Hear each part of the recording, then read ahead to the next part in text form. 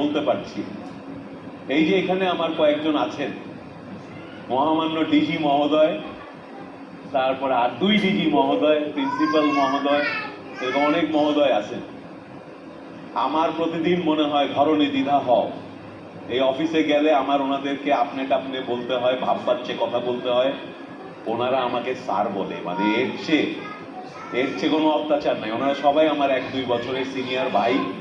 আমি ওনাদেরকে আড়াল পাইলেই ভাই ভুই বলি, গা গু হাতাই, লোকজন আসলে আবার স্টিফ হয়ে যায়। হ্যাঁ, আজকে ঢাকা মেডিকেল কলেজের ছাত্রছাত্রীরা আছে, আমার একটা কমপ্লেইন আছে আমার এই বড় ভাইদের বিরুদ্ধে। আমি তাদের বড় ভাই হিসেবে এত ভালোবাসি, এত শ্রদ্ধা করি, তো বড় ভাইরা তো ছোট ভাইকে লুক আফটার করার কথা, তারা কিন্তু আমাকে লুক আফটার করছে না ঠিক মতো। হ্যাঁ, এটা কি তাদের করা উচিত না? তারা সব আমার বেশি বড় না, 1-2 বছরের বড়, আমরা একসাথে ক্যাম্পাসে সবকিছু করছি। ওনারা